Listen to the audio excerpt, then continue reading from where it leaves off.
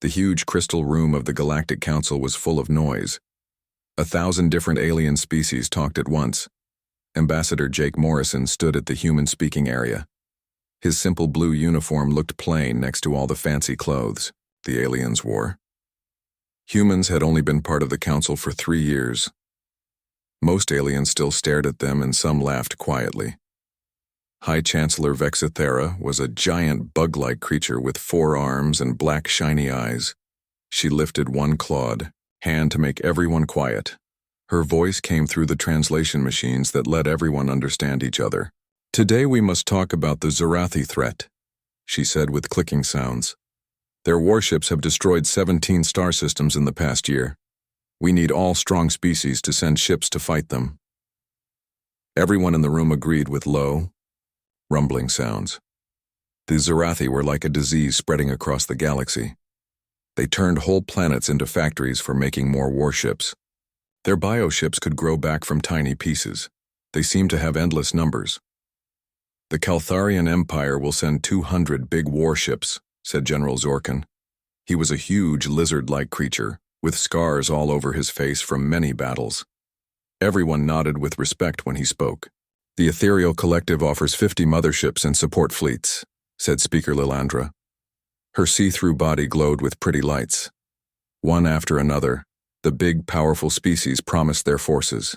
Hundreds of ships, thousands of fighters, whole fleets that could destroy planets or protect worlds. The numbers went up to tens of thousands as each species promised their warships. Finally, everyone looked at Jake Morrison. The human ambassador cleared his throat and looked at his data tablet. The whole room became quiet. They wanted to know what the newest and weakest member could possibly give. "The United Earth Defense Force will send 12 ships," Jake said clearly. His voice carried across the huge room. For a moment, nobody made a sound. Then it started. First, a few aliens from the Druknari group began to chuckle. Then the laughing spread like fire through the room. Soon the whole place was filled with laughter. The translation machines could barely handle all the different types of alien laughter. 12 ships?" wheezed Ambassador Keltar. His fat round body shook as he laughed. "Did you mean 1,200 or maybe 12,000? Jake kept his face calm. 12 ships, High Chancellor. That is what we promise." Chancellor Vexithara looked at the human with what seemed like pity. "Ambassador Morrison, maybe you do not understand how big this war is. The Zerathi have hundreds of thousands of ships. Your gift is nice, but it seems too small." "With respect, High Chancellor, I think 12 ships will be enough for our area," Jake replied. He stayed professional even though aliens around him kept laughing. "Enough?" General Zorkin's laugh sounded like a bark. "Human 1 Zerathi carrier ship makes 10,000 fighters. Your whole group would not last 5 minutes against a small enemy force." The laughter got even louder. Some aliens were actually crying from laughing so hard. Their tears made puddles on the floor. The Viridian delegate made high whistling sounds. That was how they laughed. Ambassador Lisa Chen from the human colonies leaned over to Jake's podium. "Maybe we should think again, Ambassador. This is embarrassing." Jake shook his head a little. "The decision stays the same, 12 ships." Chancellor Vexthera finally made everyone quiet by hitting her ceremonial staff hard. "Very well, Ambassador Morrison. Humanity will get Sector 7 Alpha. It is a quiet area where your small forces should not face much danger. Maybe you can warn us when the real fighting starts." More quiet laughter went through the room. Sector 7 Alpha was known to be an unimportant area, far from any strategic value. It was the kind of job given to species too weak to matter but too proud to admit it. "Thank you, High Chancellor. Sector 7 Alpha will be protected," Jake said with a small bow. As the meeting ended and the different groups started to leave, Jake heard the conversations around him. 12 ships against the Zerathi storm. The humans will be destroyed before they even see the enemy. Maybe it is for the best. Better to lose the weak ones quickly than watch them suffer. I give them 3 days once the fighting starts. Their fleet probably has old cargo ships pretending to be warships. Admiral Kate Sullivan walked up to Jake as the room emptied. She was Earth's top military person at the meeting. Her old weathered face showed no emotion, but her eyes had a look that spoke of hidden secrets. They think we are fools, Admiral, Jake said quietly. Let them think that, Kate replied. Her voice carried the confidence of someone who knew humanity's real power. The Zarathi will learn soon enough, and so will the Council. As they walked through the hallways of the Council station, they passed beings much taller than them with technology that seemed like magic. Jake could not help but smile. If only they knew what those 12 ships really were. If only they understood what humanity had learned in the dark years before joining the galactic community. But they would understand soon. The Zarathi were coming, and with them would come humanity's big surprise. The other species thought humans were weak and foolish. They laughed at Earth's tiny contribution to the war effort. But Jake and Kate knew something the rest of the galaxy did not know. Those 12 ships were not just ordinary warships. They carried weapons that no other species had ever seen, weapons that had been built during humanity's darkest time, when Earth itself almost died. Weapons designed to kill enemies that could not be killed by normal means. The Zarathi had destroyed the fleets of the strongest species in the galaxy. They adapted to every weapon used against them. They learned from every battle and became stronger. They seemed unstoppable, but they had never fought humans before. They had never faced an enemy that had already solved the problem of killing adaptive organisms. They had never met the children of Earth who had spent 50 years preparing for exactly this kind of threat. The galaxy was about to learn that being small did not mean being weak, that being quiet did not mean being helpless, that sometimes the species everyone laughed at was the one that saved them all. Jake looked back at the council chamber one more time. Soon, very soon, nobody would be laughing at humanity's 12 ships. Instead, they would be grateful that Earth had been ready when the galaxy needed saving most. 3 weeks after the big meeting, the first Zarathi ships reached the edge of galaxy territory. The bioships moved through space like living monsters. Their bodies were made of organic matter that pulsed with alien life. These ships were both creatures and war machines at the same time. They were bred for fighting and could change to fight any enemy. What made them really scary was how they could learn, grow stronger, and make more ships after each battle they won. Admiral Kate Sullivan stood on the control room of the UES Defiance. This was humanity's main ship in Sector 7 Alpha. The ship looked ordinary compared to the huge warships of other alien species. It was smooth, had sharp angles, and was only 800 meters long. What the other species did not know was that every part of the ship had been built for one job: killing things that could not be killed. Admiral, we are getting emergency calls from the Hegemony Fleet in Sector 3 Beta, said Commander Ryan Walsh from the communications area. They are asking for help right away. Kate looked at the battle display screen. The Hegemony had sent over 300 ships to that area. This included their famous star fortress called Unbreakable. Now their emergency calls told a story of complete disaster. How long did they survive, she asked. 17 hours, answered Lieutenant Amy Foster from the weapons area. The Zarathi learned to fight their plasma weapons in the first 6 hours. By hour 12, normal bullets could not hurt them anymore. The bioship started making more ships using the broken pieces. Kate nodded with a serious face. This was exactly what Earth's alien life scientists had said would happen. The Zarathi were not just conquerors. They were the perfect learning organism. Every weapon used against them became useless as they grew defenses. Every fighting method was learned and stopped. They had taken over half the galaxy using this simple but deadly plan. What happened to the Caltharian response? Kate asked. General, Zorkan's fleet lasted 23 hours, Amy reported. 200 big warships turned into scrap metal. The Zarathi have eaten the wreckage and are making new bioforms right now. The control room became quiet. The meaning was shocking. Over 500 of the galaxy's best warships had been destroyed in less than 1 day.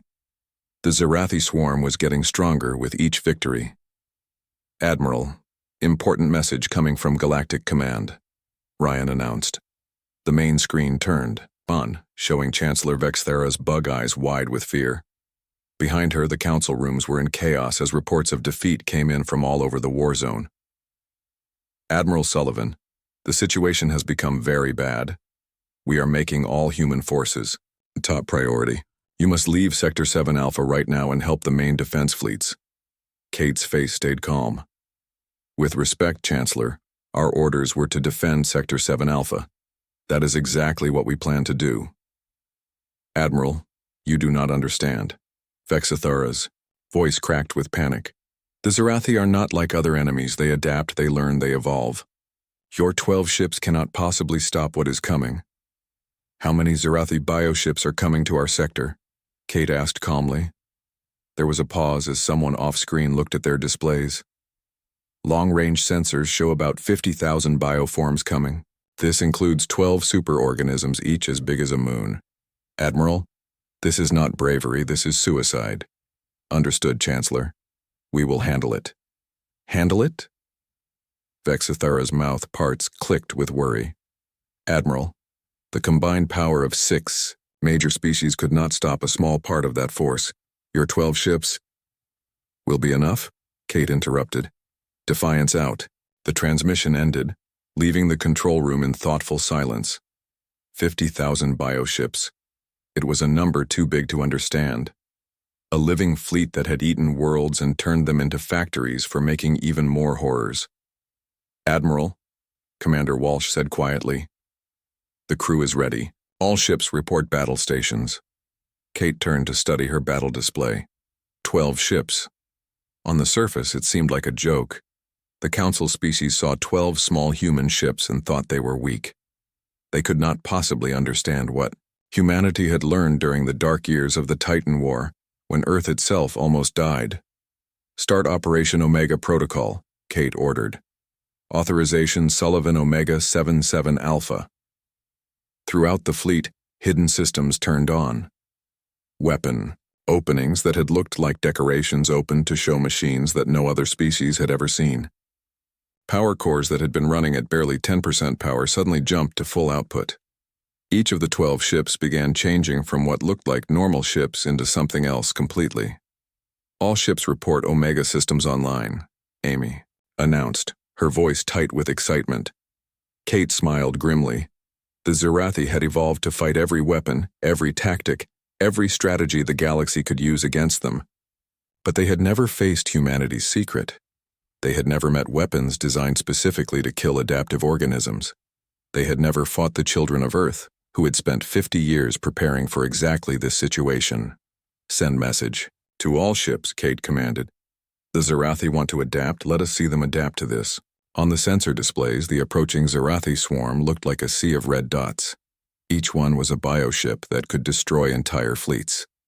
50,000 nightmares coming toward 12 human ships that the galaxy had dismissed as too weak. But Kate knew something the rest of the galaxy did not know. Those 12 ships carried humanity's greatest secret. Weapons that had been built during Earth's darkest hour. Weapons that could kill enemies that seemed impossible to kill. The galaxy had laughed at humanity's small contribution to the war. They had mocked Earth's tiny fleet. But soon they would learn that size did not matter. What mattered was being ready for the fight that others could not imagine. The Zarathi were coming, and humanity was ready for them. The Zarathi swarm arrived in Sector 7 Alpha, like a plague of living metal and organic horror. The bioships moved in perfect coordination, their forms shifting and changing as they got closer to the human defense line.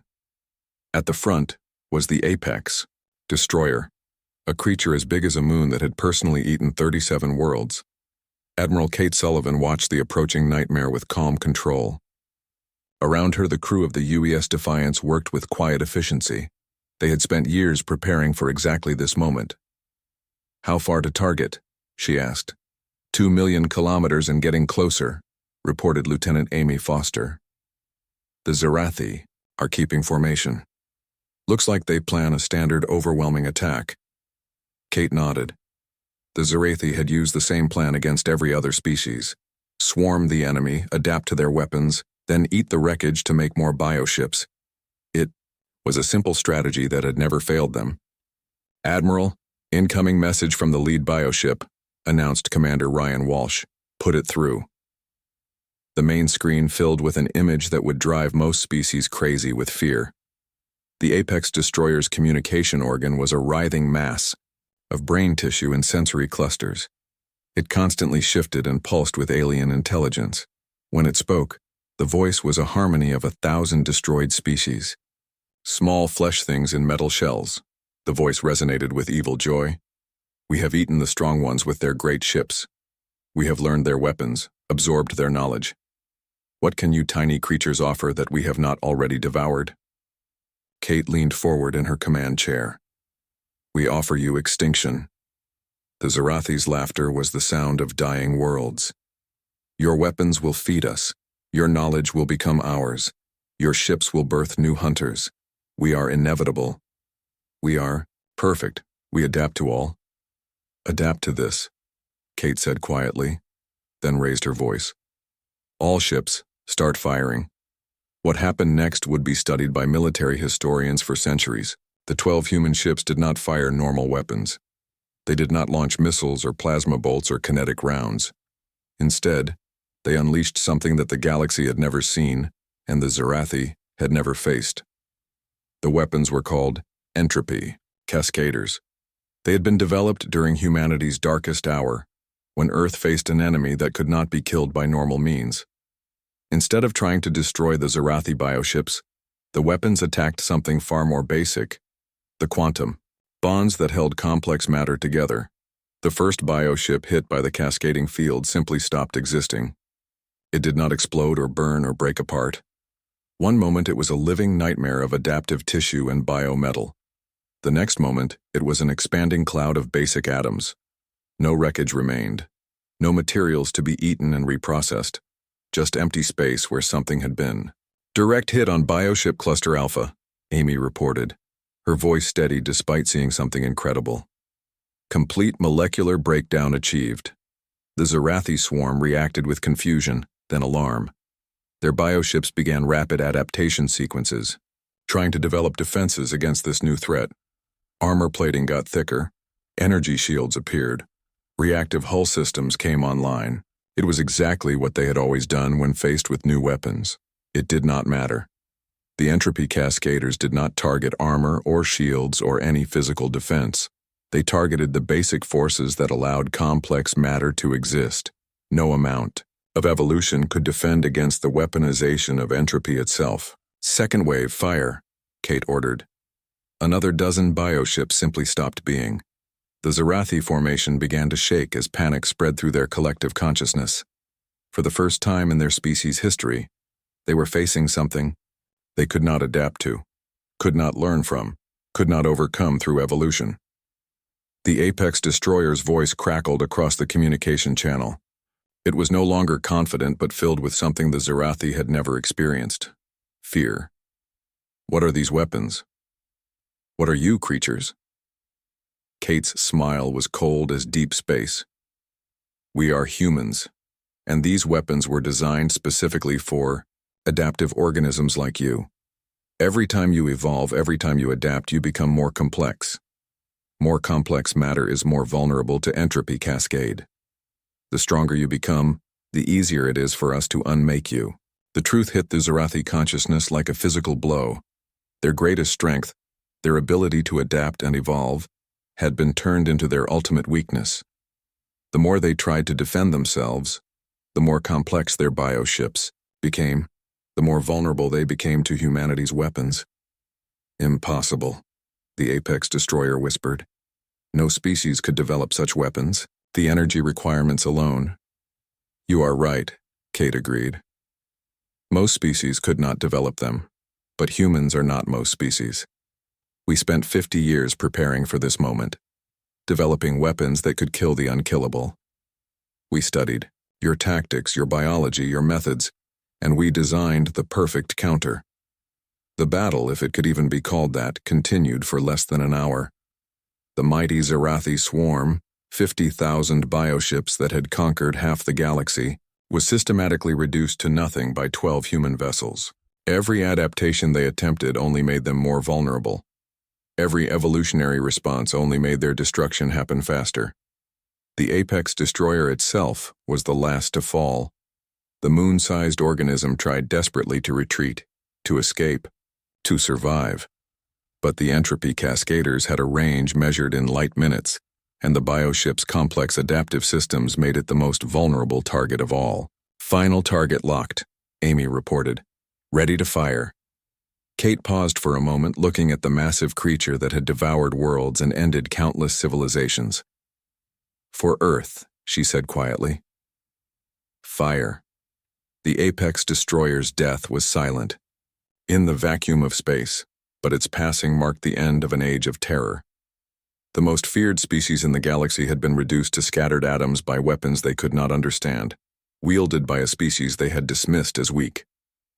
Admiral, Ryan announced, we are receiving emergency transmissions from Galactic Command. They are detecting the end of all Zarathi bioship signatures across the entire galaxy. Kate raised an eyebrow. All of them? Yes, ma'am. It appears the bioships were all quantum entangled at the molecular level. When we destroyed the Apex Destroyer, the cascade effect spread through their entire species instantly. The bridge fell silent as the implications sank in. Humanity's 12 ships had not just won a battle, they had ended the greatest threat the galaxy had ever known. The Zarathi, who had seemed unstoppable and inevitable, were simply gone. Set course for Council Station, Kate ordered. I believe we have some explaining to do. The Galactic Council chamber had never been so quiet. Every representative, from the strongest warlords to the smallest colony delegates, sat in shocked silence as Admiral Kate Sullivan finished her report. The battle displays showed the impossible truth. Not a single Zarathi biosignature remained anywhere in known space. Chancellor Vexithera's compound eyes stared at the human admiral with an expression that might have been awe or terror. You are telling us that your 12 ships destroyed not just the 50,000 bioships attacking your sector, but every Zarathi organism in the galaxy? Kate nodded calmly. The entropy cascaders use quantum entanglement at the molecular level. The Zarathi's collective consciousness was linked through quantum bonds across their entire species. When we cut those bonds in the Apex Destroyer, the effect spread instantly across all bioships. General Zorkan, his scarred reptilian features pale with shock, leaned forward. Admiral Sullivan, the energy needed for such weapons. How is this possible? 0-point energy extraction, Kate replied matter-of-factly. We tap directly into the quantum vacuum. The universe itself powers our weapons. A murmur ran through the chamber. 0-point energy was theoretical for most species, a concept that existed in their science books but seemed impossible to use practically. Yet humanity had not only mastered it, but weaponized it. Ambassador Jake Morrison stood at the human podium, his earlier embarrassment now seeming like part of a carefully planned strategy. The Council asked humanity to contribute to the war effort. We contributed what was needed, the end of the Zarathi threat. But why? Speaker Lilandra's bioluminescent patterns flickered with confusion. Why hide your true abilities? Why allow us to mock you? Kate's expression grew serious. Because we have learned that being underestimated is often humanity's greatest advantage. For 50 years, we prepared for threats that others could not imagine. We developed weapons that others could not conceive. And we did it quietly, without fanfare, without making ourselves a target. The Titan War, whispered Ambassador Keltar, his bulbous form trembling slightly. The humans mention it sometimes, but never with details. What was it? Jake and Kate exchanged glances. Finally, Kate spoke. 50 years ago, Earth was invaded by an adaptive silicon-based organism from outside the galaxy. We called them Titans. They consumed planets, turned worlds into factories for more Titans, and adapted to every weapon we used against them. Sound familiar? The implications hit the chamber like a physical wave. The Zarathi had not been unique. Humanity had faced an adaptive threat before and won. The Titan War lasted 30 years, Kate continued. We lost 70% of Earth's population and had to move 6 billion people to underground cities. But we learned. We adapted. We developed weapons that could kill adaptive organisms. When the war ended, we swore never to be that vulnerable again. So when you encountered the Zarathi, Chancellor Vexithera said slowly, You saw them as a known threat, Jake finished. We had already fought this war. We had already developed the solutions. The Zarathi were dangerous to you because they were something new. To us, they were a problem we had already solved. The silence stretched for long moments. Finally, General Zorkan spoke, his voice hoarse, with emotion. Admiral, the Keltharian Empire lost 40% of our fleet to the Zarathi. Billions of our people lived in terror, yet to you, they were simply a solved problem. Kate's expression softened slightly. General, I do not want to minimize your losses or your fear. The Zarathi were a terrible threat, and the courage shown by your forces was exemplary. But yes, from humanity's perspective, they were a threat we had already learned to counter. Then why, Vexithera asked, did you only send 12 ships?